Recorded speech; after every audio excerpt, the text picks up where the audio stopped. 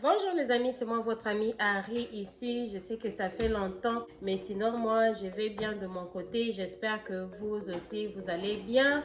Alors pour le sujet d'aujourd'hui, comment gérer une entreprise de nettoyage, ok? Très bonne question, vraiment une très bonne question. Je n'y avais même pas pensé, mais cette question nous a été posée par notre ami ETS la Dolce Vita. Je réponds à ta question aujourd'hui, c'est important. J'aimerais vraiment que vous puissiez me suivre jusqu'à la fin parce que nous allons parler des 3 grands points qui sont vraiment importants lorsqu'il s'agit de gérer votre entreprise de nettoyage, ok? Et dans les 3 points que je vais développer aujourd'hui, j'aimerais parler de nettoyage domestique et nettoyage commercial, ok? Parce que dans tout ce que nous faisons, nous sommes d'abord soit dans les domestiques, soit dans les commerciales, ou soit on fait les deux. Et comme je vous ai toujours conseillé, pour moi, c'est mieux d'aller avec les deux, ok? Parce que vous allez faire les domestiques et les domestiques vous apportent les commerciales et voilà, et vous faites l'argent de deux côtés, ok? Le premier point, c'est l'attribution des tâches d'abord. C'est vraiment important lorsqu'il s'agit de la gérance de votre entreprise de nettoyage. Du côté de nettoyage domestique, en tout cas, c'est plus facile, ok? C'est plus facile, pourquoi? Parce que déjà, si vous avez par exemple, vous avez déjà des rendez-vous étalés pour la semaine, vous savez déjà que non, pendant la semaine, nous allons nettoyer par exemple 10 maisons de lundi jusqu'à vendredi. Et ça dépend de combien d'heures par exemple ça va vous prendre pour faire toute une maison. Alors si c'est un nettoyage approfondi ou si vous allez aussi nettoyer les appareils électroménagers, ça vous prend encore plus de temps. Donc c'est à vous-même de savoir, lorsque vous allez poser des questions à votre client, demander le type de travail et tout, et déjà par rapport à votre expérience, vous saurez déjà combien de temps ça va vous prendre. D'ailleurs, comme je vous ai toujours conseillé, les amis, j'ai toujours dit que vous soyez homme ou femme, lorsque vous voulez vous lancer dans l'entreprise de nettoyage, vous devez savoir que c'est important d'avoir cette expérience vous-même en tant que propriétaire de votre entreprise. Vous devez avoir cette expérience parce que là, ça vous aide beaucoup. Dans les nettoyages domestiques, si vous savez déjà combien de maisons vous faites la semaine, et puis vous saurez déjà comment attribuer le travail. Et c'est important de voir la disponibilité de vos employés, ok? Parce que la plupart des personnes qui choisissent de faire ce travail de cleaning, moi je dirais pour moi, mes employés par exemple, la plupart le font à temps partiel, c'est juste un travail qu'ils font à côté. Alors dans ces cas-là, peut-être que ces personnes ont déjà un autre travail à côté, alors c'est vraiment important de vérifier leurs horaires avant de les placer sur l'horaire de travail pour la semaine. Comme moi par exemple, ce que j'ai fait, j'ai fait déjà l'horaire de la semaine prochaine cette semaine et je l'envoie à mes travailleurs au cas où ils ont des changements à faire, ils ne sont pas disponibles et tout, vous pouvez déjà le faire. Donc c'est vraiment important à l'attribution des tâches.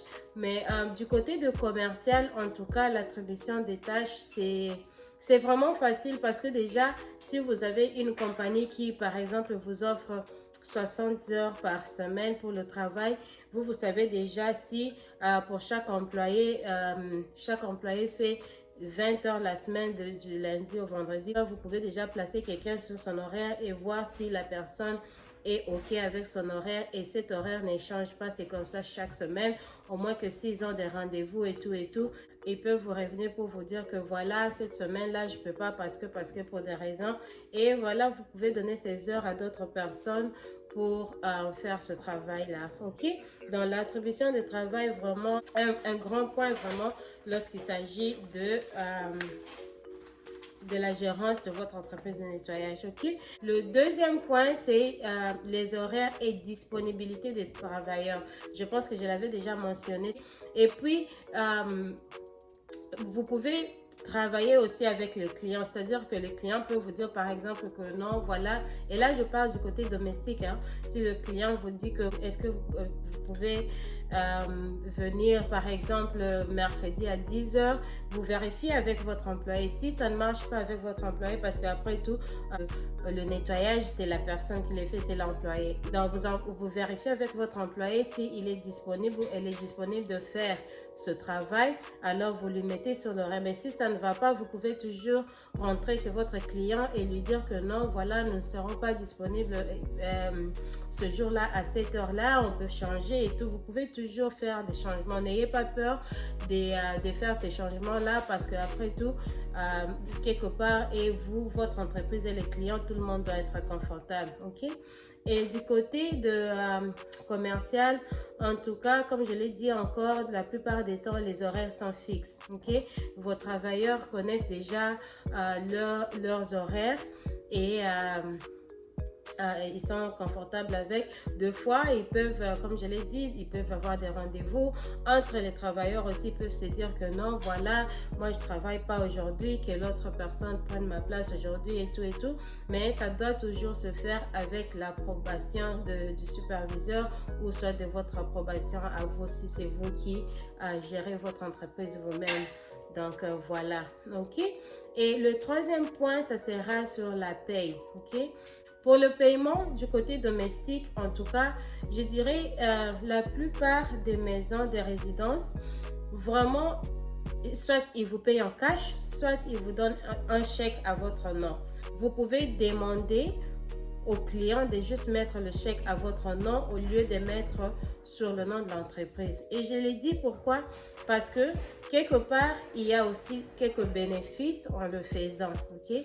Alors, si par exemple, vous avez des employés qui préfèrent leur paye en cash, donc lorsque le client vous paye aussi en cash, c'est plus facile, parce que du côté de vos travailleurs, vous les évitez de payer les impôts, et de votre côté aussi. Donc là, il n'y a pas de traces du côté de l'État pour qu'on vous suive sur le fait que vous avez payé les impôts ou pas. Donc alors là, on vous paye le cash, et puis vous, à la fin de la semaine, vous payez aussi vos employés en cash, ok? Là, c'est du côté de résidence, donc dans le côté de... Les amis, là, je suis en train de découvrir les choses de mes petites là. Donc, elles me disent, dites seulement vous-même. Donc, toi, on te donne le tips de combien? 20, 30, 50 dollars à chaque fois que tu vas travailler. Oui. Et tu ne me dis rien. Et toi, tu rigoles, hein? Donc, toi, tu as rempli ta banque avec l'argent des tips. Tu ne dis rien, même si c'est la compagnie de la famille. C'est comme ça que ça marche. Et toi, donc, mon client t'a donné un type pour le nouvel an. On t'a donné un type de combien? 2 là, ça veut dire quoi? 200 dollars. Et tu m'as rien dit. Tu rigoles. Je vous coupe le salaire. Maintenant, dans le commercial, si vous avez déjà un nombre de clients, et surtout si vous restez pour beaucoup d'heures, ça devient vraiment des grands montants, quelque part, je dirais. Vous êtes obligé de déclarer vos impôts, parce que ça vous bénéficie. C'est-à-dire que vous devez avoir quelques employés sur la fiche de paye de l'État, où vous leur payez normalement, et l'État prend sa part, qui est la taxe, et l'employé paye sa part des taxes, et vous aussi, en tant qu'employeur, vous payez aussi votre part des taxes. Ok? De ces côtés aussi, c'est bien. Il y a aussi des bénéfices de ce côté, parce que il y a la crédibilité de votre entreprise aussi qui est en place, ok? Parce que quelque part, vous voulez aussi savoir que non, la ville ou l'État, la ville dans laquelle vous travaillez savent quand même que vous êtes une compagnie sérieuse, une compagnie existante. Et vraiment, il y a beaucoup de bénéfices aussi en étant une entreprise qui est reconnue du côté de l'État, que vous employez les gens et que vous payez les taxes, ok? il y a beaucoup de bénéfices, des bénéfices tels que les subventions d'aide d'entreprise, comme par exemple pendant la période de Covid, on a eu beaucoup ici on les appelle les grants. Vous pouvez les avoir facilement si vraiment vous prouvez à l'État que vous payez les employés, que vous payez la taxe. Donc, vous payez la taxe comment? En payant vos employés. C'est comme ça que vous prouvez vraiment votre crédibilité en tant qu'entreprise. Alors, de ces côtés-là, c'est pourquoi je vous ai toujours dit de bien balancer les choses, d'en voir du côté domestique et côté commercial, comment vous faites vos choses, parce que, en tout cas, les deux côtés, il y a toujours beaucoup de bénéfices, ok? Et aussi, vous pouvez aussi ajouter vos enfants sur la fiche de paye. Et là, si vous avez les enfants moins de 18 ans, vous ne payez pas la taxe sur la paye de vos enfants. Donc vraiment, en tout cas de ces côtés-là, il y a aussi des bénéfices. Donc vous pouvez aussi, au moins ici aux États-Unis, ok?